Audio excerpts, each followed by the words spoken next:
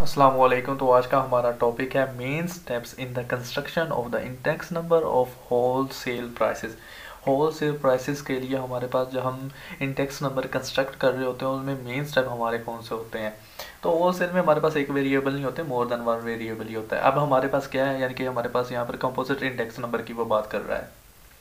तो इनमें हमारे पास कौन कौन से यानी कि स्टेप्स हैं। एक हमारे पास होता है selection of commodities to be included, यानी कि हमारे पास कौन कौन सी कमोडिटीज़ इंक्लूड होगी, देयर नंबर, उनके कितने नंबर होंगे, एंड द प्राइस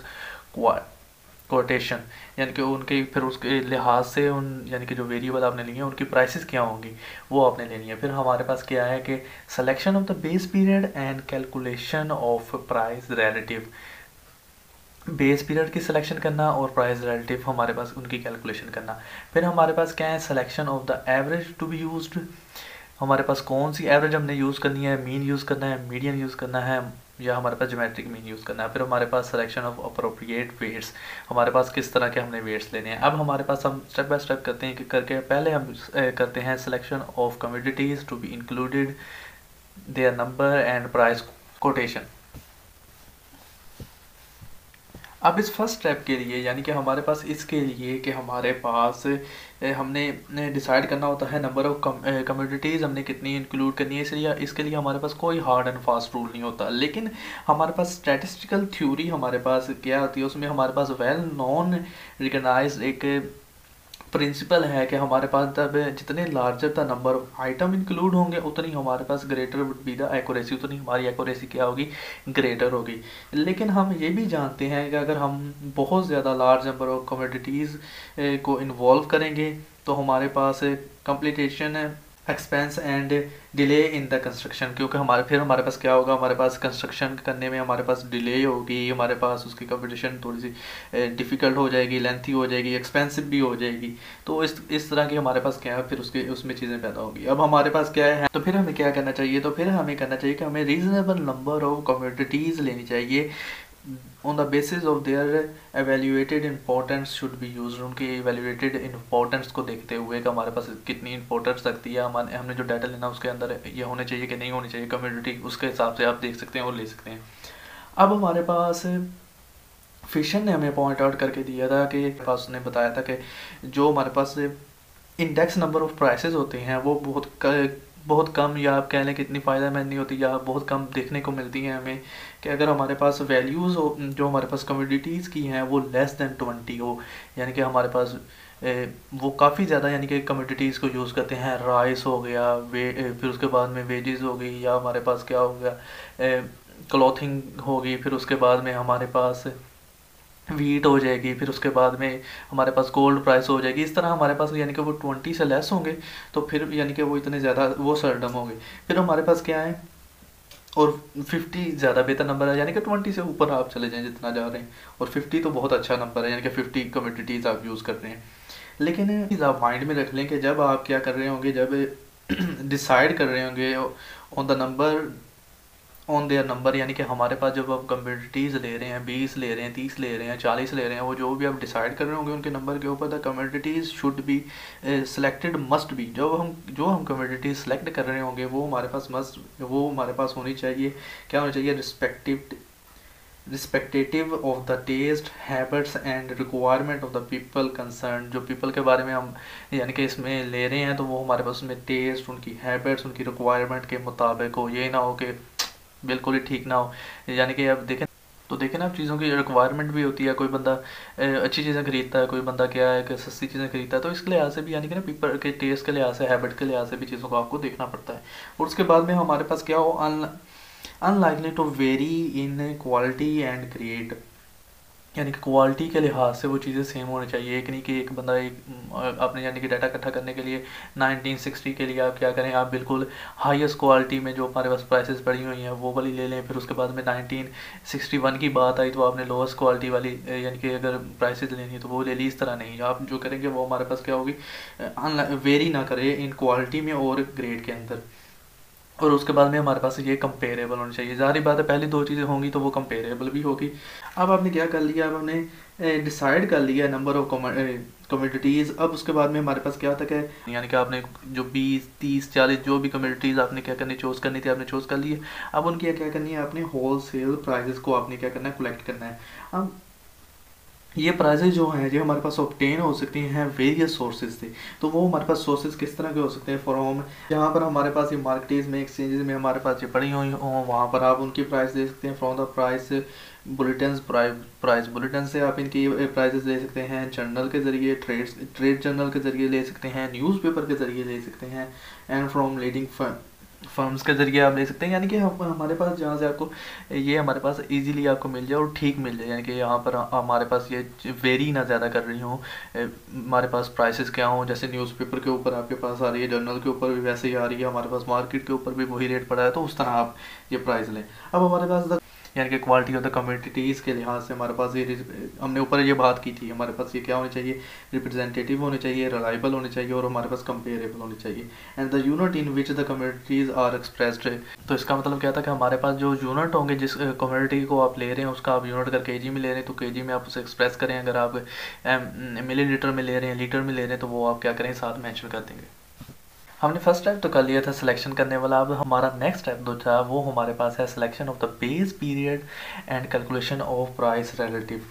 अब हमारे पास इसमें हमारे पास क्या होता है कि वो पीरियड हमारे पास होता है जिससे हमने चेंजेस मेजर करने होते हैं। अगर आपने पहले लेक्चर देखा हो तो उसमें हमने बताया था कि हमारे पास बेस पीरियड, अगर मैं इसी बेस पीरियड ले लूँ तो नेक्स्ट वाले को मैं कंपेयर करता हूँ, यानी कि इससे फिर मैंने इसमें क्या करना होता था, इसमें हमने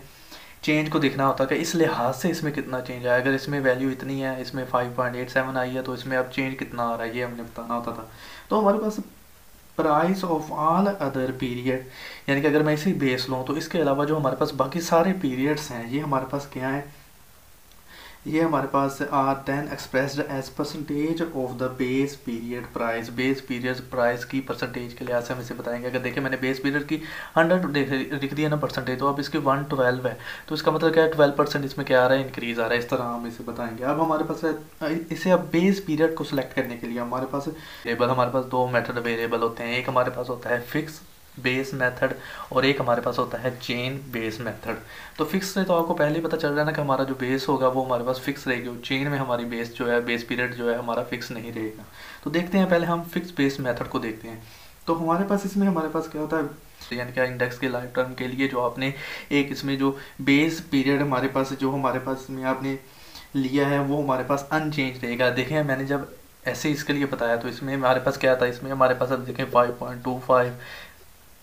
डिवाइडेड बाय 5.25 मल्टीप्लाई बाय 100, तो हमारे पास सबसे पहला निकल के आ गया ये वाला। अब इसके बाद में हमारे पास क्या होगा, 5.87 डिवाइडेड बाय 5.25 और मल्टीप्लाई बाय 100, तो ये हमारे पास सेकंड आ गया, ये वाली वैल्यू आ गई। अब इस तरह यानी कि क्या होना, फिर हमारे पास कहना था 6.12 डिवाइडेड बाय 5.25 मल्टीप्लाई बाय 100। तो इसका मतलब क्या है कि हम कंपैरिजन इसी के साथ कर रहे हैं। अब देखें बेस जो बटे के नीचे हमारे पास वैल्यू डिनोमिनेटर के अंदर, तो वो हमारे पास क्या है, वो चेंज नहीं हो रही हमारे पास, लेकिन उसके अलावा देखें तो ये ऊपर वाली वैल्यू बटे के ऊपर वाली वैल्यू क्या हो रही है, वो चेंज हो रही है। अब इसमें एक बात ये भी देखने वाली है कि हमारे पास जो बेस ईयर है वो should not be too far distant in the past. यार ये ना हो कि आपने अब यहाँ पर आप 1948 लिख रहे हैं, अब हमारे पास जो नेक्स्ट वैल्यू यहाँ से स्टार्ट हो रही होती है वो 2000 होती है, 2001, तो ये तो बेस पीरियड आपका बहुत पीछे चले गया। वो हमारे पास टू फार डिस्टेंस अवे भी ना होना चाहिए, वो हमें अभी पता चल गया, और फिर वो हमारे पास एक नॉर्मल ईयर होना चाहिए। अब नॉर्मल ईयर हमारे पास कौन सा होता है ये हमें बताते हैं। बाय नॉर्मल ईयर इसका मतलब हमारे पास होता है ईयर ऑफ इकोनॉमिकल स्टेबिलिटी, यानी कि हमारे पास उसमें इकोनॉमिकल स्टेबिलिटी हो। अब इसका मतलब क्या था कि free from major financial crisis caused by inflation, depression, wars, labors, unrest, lockouts, famines ETC, यानी कि फ्लड हो गया, फिर उसके बाद में हमारे पास क्या अर्थक्वेक हो गया। इसका मतलब क्या है कि इसका मतलब ये है कि अब आप एक ईयर ले रहे हैं, आप देखें अगर आप कोई ऐसा ईयर ले रहे हैं जिसमें जंग लगी हो, तो ज़ाहिर बात है अब क्या है उस ईयर के अंदर 1, 2, 3 या जितने भी ईयर्स थे तो उसके अंदर क्या होगा, प्राइसेस में फॉल या राइज जो होगा वो बहुत ज़्यादा हुआ होगा। या अब कोरोना की बात कर रहे हैं तो इसमें आप देखें तो जो हमारे पास कोरोना से पहले थी चीज़ों की कीमत, जैसे पेट्रोल की कीमत होगी, इलेक्ट्रिसिटी की कीमत होगी, तो उसमें क्या है आप देखें तो अब इसमें काफ़ी ज़्यादा राइज आया होगा। तो ये हमारे पास आपने इस किस्म का ईयर नहीं लेना, आपने वो ईयर लेना है जो हमारे पास क्या हो, वो इकोनॉमिकली स्टेबल हो। इसका मतलब क्या था, इसका मतलब अगर मैं अलग अल्फाज से आपको समझाना चाहूँ तो ईयर ड्यूरिंग विच प्राइसेस में हैव रिटेन्ड मोर और लेस स्टेबल, जिसके अंदर जो प्राइसेस होती हैं वो मोर और लेस स्टेबल हुई हूँ। अब हमारे पास अगर हमारे पास एक सिंगल ईयर और normal condition is not available, अगर हमारे पास एक नॉर्मल कंडीशन का एक सिंगल ईयर अवेलेबल ही नहीं है, तब हमने क्या करना है, मिसाल के तौर पर ना 4 से 5, अगर आपके पास 15 से 20 साल का डाटा है, उसमें हमारे पास कोई भी नॉर्मल ईयर नहीं है, ठीक है, प्राइसेस काफ़ी ज़्यादा कभी बढ़ रही हैं, काफ़ी ज़्यादा कभी कम हो रही हैं, एक दो दफ़ा स्टेबल रही हैं, तो इस तरह नहीं। तो उसमें आपने क्या करना है, तो उसमें आप क्या कहेंगे, average of the prices of the several year is used as the base year, यानी कि आपने सेवरल ईयर, आप 10 12 या जितने भी है वो, यानी कि सेवरल ईयर्स का क्या करना है आपने, वहाँ पर आपने एवरेज ले लेनी है उनकी वैल्यूज़ की, प्राइसेस की। तो वो हमारे पास जो एवरेज आएगी, एवरेज आने के बाद जो हमारे पास जो वैल्यू है ना वो वाली, उसे आप बेस ईयर यूज़ करें सभी के लिए। इसे ऐसा करने से हमारे पास क्या होगा, this average minimize the influence of abnormal और डिसरप्टेड इकोनॉमिक कंडीशन, यानी कि हमारे पास उसमें इकोनॉमिक कंडीशन में अंदर जो हमारे पास डिस्टर्ब्स आए हैं या हमारे पास अब नॉर्मलिटी आई है, वो उसे क्या कर लेगा, वो उसे उसके इन्फ्लुएंस को क्या कर लेगा, मिनिमाइज कर लेगा। अब हमारे पास it is customarily to net the base period by the subscription zero, यानी कि हमारे पास जो बेस पीरियड है उसको हम कैसे करेंगे, उसकी सब्सक्रिप्शन हम ज़ीरो लेंगे। यानी कि ये देखें, अगर हमारे पास अब जो सब्सक्रिप्शन के अंदर, अब मैं यहाँ पर पी की बात की है ना, तो अगर मैं पी के नीचे ज़ीरो डाल रहा हूँ तो इसका मतलब क्या है, ये बेस ईयर को क्या कर रहा है, डोनेट कर रहा होगा। यानी कि अब देखें, अब हमारे पास यहाँ पर 19, ये देखें, अब मैंने ये एग्जांपल लिखी ना, तो इसमें मैंने क्या 1948 मेरा बेस पीरियड है, तो 1948 के लिए हमारे पास हमने क्या कर दिया, हमने पी नोट कर दी है, यानी कि इसकी सब्सक्रिप्शन के अंदर हमारे पास जो वैल्यू है वो हमारे पास क्या है, 1948 हमें पता चल रहा है इसके ज़रिए। तो आगे जाके हमारे पास क्वांटिटीज़ भी आएंगे, तो उसमें हमारे पास क्यू होता है, तो क्यू नॉट, अगर क्यू नॉट लिखा हुआ है तो उसका मतलब क्या है, यहाँ पर ये बेस है, बेस पीरियड है जो हमारे पास क्या चेंज नहीं हो रहा होगा, स्टेबल रह रहा होगा। तो जो हमारे पास ये पी नॉट और क्यू नॉट था, ये हमारे पास क्या कर रहा होगा, डोनेट कर रहा होगा प्राइसेस और क्वांटिटीज़ को of a commodity in the base period, base period के अंदर जो हमारे पास प्राइस बढ़ी होगी या क्वांटिटी बढ़ी होगी, उसे ये क्या कर रहा होगा, डोनेट कर रहा होगा। अब हमारे पास वाइल द सब्सक्रिप्शन, अगर हमारे पास सब्सक्रिप्शन में यहाँ पर क्या पड़ा हो, P1 पड़ा हो, P2 पड़ा हो, P3 पड़ा हो, ठीक है, इस तरह P4 पड़ा हो, तो ये हमारे पास क्या है, ये हमारे पास डोनेट करा रहे होंगे other time periods in chronological order, यानी कि हमारे पास क्रोनोलॉजिकल ऑर्डर में अंदर हमारे पास जो टाइम पीरियड पड़े होंगे उन्हें ये डोनेट करा रहे होंगे। मैं आपको बताता हूँ। तो अब इसी क्वेश्चन को अगर देखना चाहे तो इसका मतलब क्या था कि P1 divided by P not multiply by 100, पहला answer. P2 divided by P not multiply by 100, दूसरा answer. P3 divided by P not multiply by 100, तीसरा आंसर। तो इसका मतलब क्या है कि जो हमारे पास पी नॉट है वो हमारा बेस पीरियड को क्या कर रहा है, रिप्रेजेंट कर रहा है, डोनेट कर रहा है, और P1 जो है हमारे पास अब 1 है, तो इसका मतलब क्या है, जो क्रोनोलॉजिकल ऑर्डर में हमारे पास ये देखें, पहला पीरियड है उसे डोनेट करवा रहा होगा, दूसरा पीरियड है तो उसे डोनेट करवा रहा होगा, तीसरा पीरियड है तो उसे डोनेट करवा रहा होगा 50 वाले को, चौथा है तो उसे डोनेट करवा रहा होगा 51 वाले को।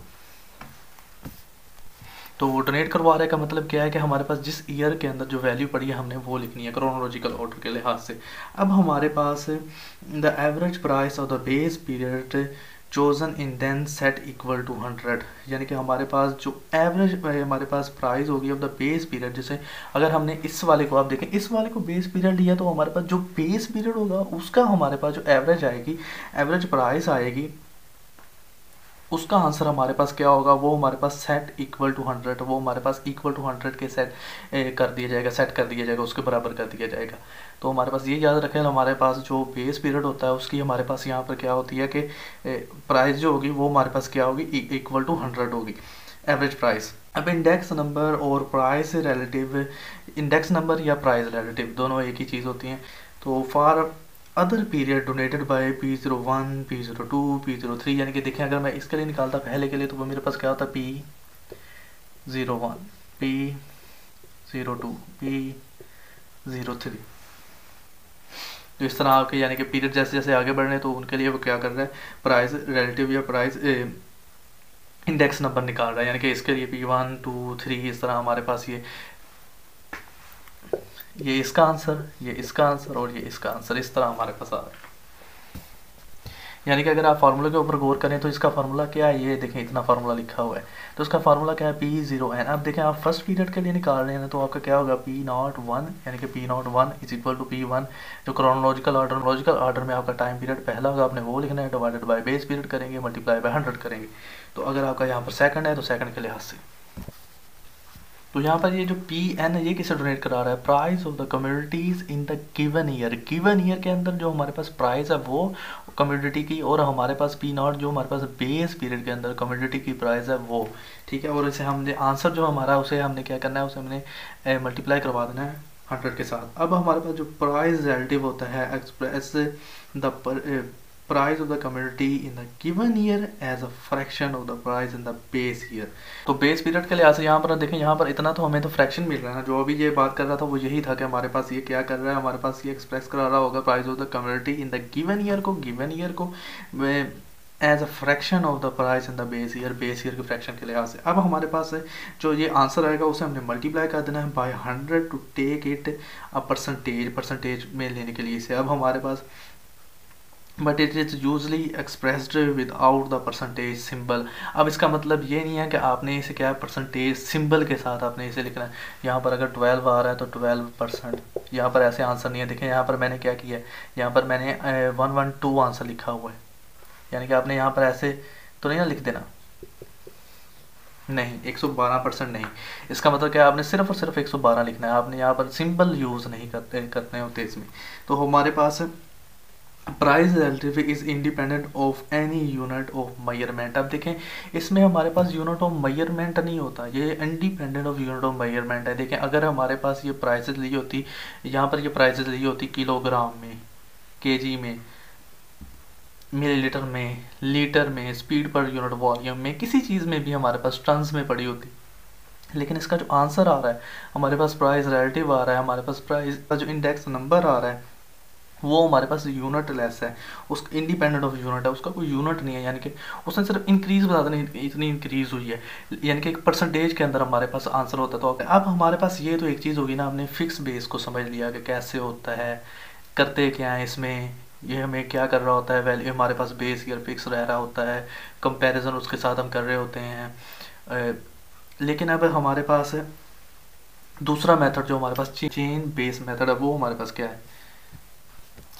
अच्छा, हमारे पास था दूसरा इसका मेथड था कि हमारे पास जो बेस ईयर फाइंड करने का था वो था चेन बेस मेथड। तो वो हमारे पास क्या है, अब उसे हम देखते हैं। Chain base method is one in which the base year is not fix. इसमें सबसे पहली चीज़ आप ये देख लें कि हमारे पास जैसे हमारे पास फिक्स बेस मेथड था, उसमें हमारे पास क्या था, हमारा बेस पे हमारे जो बटे में हमारे पास जो ईयर की वैल्यू रहती थी, हमारे पास जो बेस पीरियड था वो सेम रहता था। लेकिन इसमें वो क्या है, वो सेम नहीं रहेगा, फिक्स नहीं रहेगा, but moves with the given year, यानी कि गिवन ईयर के लिहाज से वो मूव कर रहा होगा। इसका मतलब क्या है, आप देखें अगर आपने अगर 1940 को यहाँ पर अगर बेस ईयर लिया होता तो उसमें हमारे पास क्या होना था, जब हमने 1941 की वैल्यू निकालनी थी तो हमने क्या करना था, 1940 के ऊपर डिवाइड करना था वैल्यू के ऊपर। अब अपने जब आपने 1954 निकालना था तो आपने क्या करना था, 1940 की वैल्यू पर डिवाइड करना था, तो हमारे पास क्या आना था, फिक्स बेस के लिहाज से। लेकिन यहाँ पर ऐसे नहीं होगा, यहाँ पर चेंज चलेगी 1942 और उसके प्रोसीडिंग वैल्यू। अब देखें उसके प्रोसीडिंग पिछला ईयर कौन सा, ये वाला है, तो उसे 1941 पे डिवाइड करेंगे। ऐसे देखें अब अगर मैं 1943 के लिए निकालता तो इसे मैंने इसके प्रोसीडिंग कौन सा पढ़ा है, 1942, उस वाली वैल्यू पर मैंने इसे क्या करना था, डिवाइड करना था। तो अब हमारे पास था that is the relative are computed with the immediately preceding year as the base. तो इमीडिएटली प्रीसीडिंग, उससे पहले जो इमीडिएटली आ रहा है, पहले उसका जो उससे पिछला जो हमारे पास ईयर पड़ा हुआ है उसे हम बेस ईयर पर कंसिडर कर रहे होंगे। अब हमारे पास जो सच रिलेटिव, ऐसे जो हमारे पास रिलेटिव आता है, याद होगा आपने जो पहले निकाले थे वो आगे थे प्राइस रिलेटिव थे, लेकिन इस तरह जो आपके पास आ रहे होंगे उसे हम क्या कहेंगे, उसे हम लिंक रिलेटिव कहेंगे। यानी कि अगर तो हमारे पास बेस यही होती, नीचे को हम मूव कर रहे होते, हमारे बेस पीरियड क्या रह रहा होता, सेम रह रहा होता, तो हम क्या निकाल रहे थे, हम प्राइस रिलेटिव निकाल रहे थे। लेकिन अगर हमारा बेस पीरियड सेम नहीं रह रहा, हम क्या कर रहे हैं, हम प्रीसीडिंग ईयर को इमीडिएटली जो उससे पहले पड़ा हुआ था, अगर हम 1943 की बात कर रहे हैं तो हमारा बेस पीरियड ये वाला होना था, उससे पहले वाला। तब हम जो चीज़ें यानी कि जो रिलेटिव निकाल रहे होंगे वो हमारे पास होंगे लिंक रिलेटिव, ना कि प्राइस रिलेटिव होंगे। तो इसका हमारे पास क्या है, फार्मूला क्या है, इसका हमारे पास फार्मूला होता है, ये देखिए लिंक रिलेटिव निकालने का, price of the commodity in the given year हमारे पास अगर ये वाला चल रहा है, ये वाला चल रहा है, जो गिवन ईयर है उससे हमने डिवाइड किसके ऊपर करना था, price of the commodity in the preceding year के ऊपर, और मल्टीप्लाई करा देना था 100 के साथ। अब हम इसे ऐसे भी लिख सकते हैं, देखें हमारे पास अगर आपको याद हो तो हमने पिछला कैसे लिखा था, जब हमारे पास बेस पीरियड फिक्स था, ऐसे।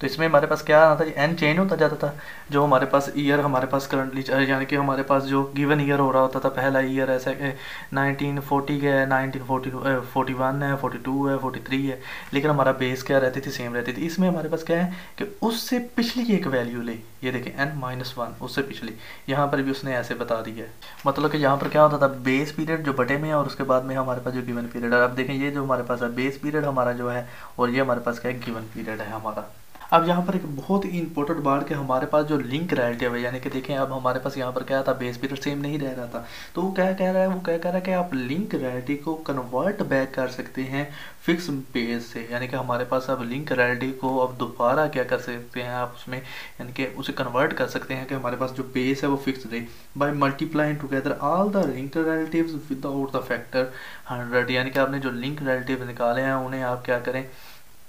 100 फैक्टर के अलावा आप उसे क्या करें, मल्टीप्लाई करें इन्वॉल्व बिटवीन द 2 ईयर्स। इसमें आपके घबराने वाली चीज़ नहीं, अभी आपको बताते हैं ये कैसे निकाल लें। अब हमारे पास जो procedure of conversion is called, जो हमारे पास अब ये कन्वर्ट हो रही चीज़, इसे हम क्या कहेंगे, ये हमारे पास जो प्रोसीजर है ये हमारे पास कहलाता है द चेनिंग प्रोसेस, यानी कि ये हमारे पास क्या है, चेनिंग प्रोसेस है, और thus the indexes thus determines are the chain relative, यानी कि जो चेनिंग प्रोसेस के ज़रिए हमारे पास जो इंडेक्सेस आते हैं उसे हम क्या कहते हैं, उसे हम चेन इंडेक्सेस कहते हैं। एक और लिहाज से अगर मैं आपको बताना चाहूँ, अदर वर्ड्स के लिहाज से, in other words we say that the link relative are changed, जो हमारे पास लिंक रिलेटिव होते हैं वो चेंज किए होते हैं back to the fix base period by a process of successive multiplication. Fix base method के साथ इन्हें क्या किया जाता है, इन्हें हम चेन करते हैं, प्रोसेस हमारे पास कौन सा यूज़ हो रहा होता है, इसमें हमारे पास सक्सेसिव मल्टीप्लिकेशन यूज़ हो रही होती है, और इसे हम इसीलिए हम इसे नाम देते हैं चेन इंडेक्सेस का। यानी कि हमारे पास जब हम लिंक रिलेटिव को दोबारा फिक्स बेस में हमारे पास चेंज कर रहे होंगे तो वो प्रोसेस क्या होगा, वो चेनिंग प्रोसेस होगा, और उसके ज़रिए हमारे पास क्या निकल के आएंगे, चेन इंडेक्स निकल के आएंगे हमारे पास। अब एग्जाम्पल के तौर पर अगर हमारे पास P01, यानी कि हमारे पास अब देखें P01, फिर उसके बाद में 1 2 1 3 2 3, उसके बाद में हम सो ऑन टू Pn-1/n। अगर हमारे पास ये क्या हो, ये हमारे पास डोनेट कर रहे हो लिंक रिलेटिव को, लिंक रिलेटिव ये हमारे पास निकले हैं, और average of the link relative, एक लिंक रिलेटिव, यानी कि अगर देखें मैंने वीट के लिहाज से निकाला है तो एक लिंक रिलेटिव की बात कर रहा है। अगर हमारे पास वीट राइस एक और चीज़ अगर हमारे पास आगे पड़ी होती, 2-3 वेरिएबल होते, तो उनके हमारे पास क्या होते हैं, ये हमारे पास एवरेज होती है लिंक रिलेटिव की। यानी कि देखें अगर मेरे पास यहाँ पर आंसर है ना 2.80, इसके आगे भी मेरे पास है एक मिसाल के तौर पर राइस है, उसके वेरिएबल था, उसकी भी कोई चले वैल्यू ना आ गई 4 है, उसके बाद मेरे पास एक और वेरिएबल था, उसकी वैल्यू क्या है 3 है। अब इन तीनों का हमारे पास क्या है, जो एवरेज निकल के आएगी, आप इसे इन तीनों को प्लस करें, 3 पर डिवाइड कर दें तो आपका मीन हो जाएगा। आप इसका मीडियन लेंगे तो मीडियन ले लें, आप इसका मोड लेना, आप इसकी ज्योमेट्रिक मीन लेंगे तो उस लिहाज से, यानी कि तीनों में से जो भी एवरेज आप यूज़ कर रहे हैं। अब इसमें ये याद रख लें कि आपने इसमें विदाउट द फैक्टर 100 के साथ आपने क्या किया, ये निकाले, यानी कि देखें अब मैंने यहाँ पर चेन इंडेक्सेस निकाले थे तो मैंने क्या किया, यहाँ पर मैंने फैक्टर 100 कर दिया साथ में। अब वो कहता है ये अगर आप फैक्टर 100 ना करें, मल्टीप्लाई ना करें, आपने नहीं किया हुआ, तो फिर आप क्या करेंगे, फिर द इंडेक्सेस और the fix base are obtain, फिर आप उसे कैसे ऑब्टेन कर सकते थे, इस तरह कर सकते थे। देखें मैंने आपके लिए एक एग्जांपल लिख दिया, अगर एक सवाल लिखा हो उसमें आपके पास वीट की प्राइसेस दी हो, अब वीट की प्राइसेस के जरिए मैंने क्या निकाली है, मैंने लिंक रिलेटिव निकाल दी है। अब अगर मैं इसके 100 में कहता मैंने मल्टीप्लाई नहीं करना, ठीक है, तो वो मेरे पास क्या होना था, आप 2 डिजिट पीछे आप इसके क्या कर रहे हैं, पॉइंट लगा लें कि ये यहाँ यहाँ यहाँ, ठीक है। अब देखें अब ये क्या कर रहा है, आप कहते हैं वो उस लिंक रिलेटिव से जो ये मेरे पास पड़े हुए हैं, इनसे दोबारा आप क्या करें, आप फिक्स बेस करते हैं, इसे फिक्स बेस मेथड के जरिए जैसे आंसर निकलने था वो निकालें। अब देखिए मैंने यहाँ पर फिक्स बेस मेथड, इसी क्वेश्चन के ऊपर अगर मैं फिक्स बेस मेथड लगाता यानी कि 1940 की वैल्यू को मैं फिक्स रखता, यानी कि तो मेरे पास ये आंसर आने थे। 100 के साथ मैंने इन्हें भी मल्टीप्लाई नहीं किया आगे, यानी कि मैंने क्या किया है 3.40 को मैंने डिवाइड करना था 2.80 के ऊपर, 3.60 को भी 2.80 के ऊपर, यानी कि हर दफ़ा मैंने 2.80 के ऊपर डिवाइड करना था। तो मेरे पास ये आंसर आ रहे हैं। अब देखें, अब अगर आप देखें तो ये मेरे पास जो आंसर हैं ये मेरे पास होंगे P01 का आंसर, P02 का आंसर, P03 का आंसर, P04 का आंसर एंड P05 का आंसर। तो देखें अगर मैं पहला आंसर P01 ये वाला आंसर लेफ्ट साइड वाला वो मेरा क्या है 1 है। अब राइट साइड वाला आंसर देखें तो यहाँ पर मेरा आंसर ये ऊपर ये वाला, अगर मैं इसे 100 के साथ मल्टीप्लाई ना करता तो मेरा आंसर क्या आना था 1 आना था। तो यहाँ पर मेरा आंसर लिंक रिलेटिव में क्या पड़ा होना था 1। तो ये पहला क्या आंसर आपका क्या आ गया सेम आ गया। अब मैं सेकंड देखूँ तो मेरे पास क्या है 1 2 1। अगर देखें यहाँ पे इन दोनों का आपस में मल्टीप्लाई करें वो यही कह रहा है। आप देखें P01 का आंसर और P12 का आंसर, देखें 1 उसने क्यों लिखा, ये हमारे पास थी बेस और ये हमारे पास क्या था उसका गिवन। तो ये देखें हमारे पास बेस वाला ये और गिवन वाला ये, तो इन दोनों का आंसर को आप मल्टीप्लाई करेंगे यानी कि 1 मल्टीप्लाई बाय 1.21।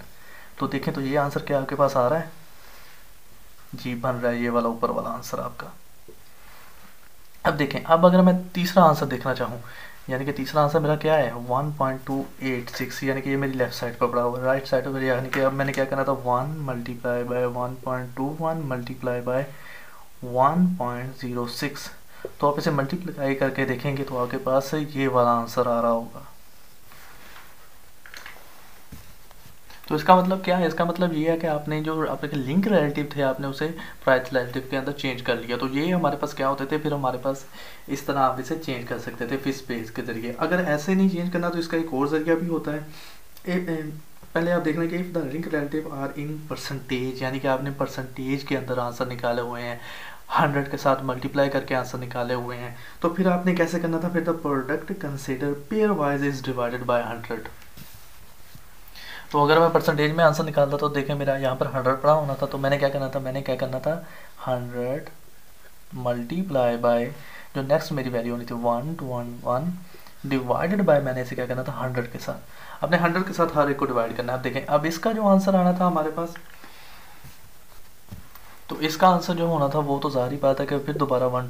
to 1 ही आ जाना था। अब ये जो है अब आपने ये वाला आंसर 1 to 1 मल्टीप्लाई बाय जो आपके पास है नेक्स्ट आंसर पड़ा हुआ है 106 डिवाइडेड बाय 100 करना था।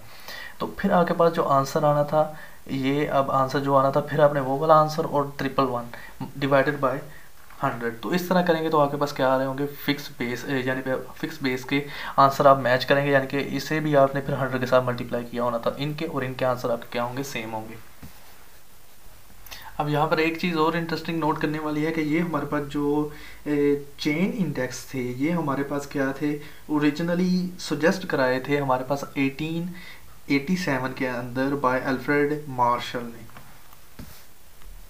तो ये काफ़ी टॉपिक लंबा हो रहा है, तो एक पार्ट अब इसका ये हो गया है। अब नेक्स्ट पार्ट में जो हमारे पास इसके मज़ीद हमारे पास जो दो इसके हमारे पास स्टेप्स थे वो समझाएंगे, और उसके साथ हमारे पास जो इसके जो लिंक रिलेटिव के एडवांटेजेस एंड डिसएडवांटेजेस हैं वो करेंगे हम। तो आज का हमारा टॉपिक इतना ही था, आज के लिए इतना ही। अल्लाह हाफिज़।